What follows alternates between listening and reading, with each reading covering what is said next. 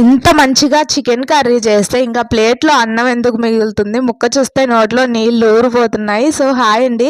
బయట నుంచి అయితే 1/2 కేజీ చికెన్ తీసుకొచ్చుకొని మంచిగా వాష్ చేసుకొని కొంచెం ఉప్పు, కొంచెం పసుపు వేసి మంచిగా వేడి చేసుకున్నాను. అది ఉడికే టైంలో అయితే 2 టమాటాలు, 1 ఆనియన్, పచ్చిమిరపకాయలు, అల్లం, తెల్లగడ్డలు అవన్నీ మంచిగా కట్ చేసేసుకొని సో స్పెషల్ ఏంటంటే ఈ రోల్లో దంచేస్తున్నాను అన్నమాట.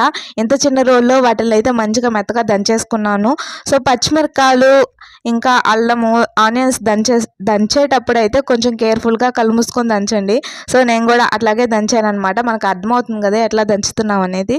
సో అట్లాగా మంచిగా మెత్తగా అన్ని పేస్ట్ లాగా చేసేసుకున్న తర్వాత ఇంకా పెనం పెట్టేసుకొని ఇంకా ఒక్కొక్కటిగా మంచిగా వేపేసుకోవాలి.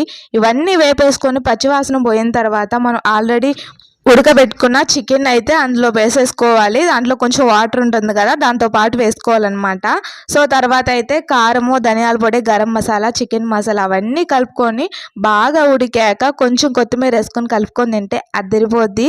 సో నా ఛానల్లో అయితే బ్రాసో కలెక్షన్ శారీస్ అయితే పెట్టున్నాను. చూడని వాళ్ళు కంపల్సరీ చూడండి, మీకైతే బాగా నచ్చుతాయి. వీడియో నచ్చితే తప్పకుండా లైక్ చేసి సబ్స్క్రైబ్ చేసుకోండి. Thank you.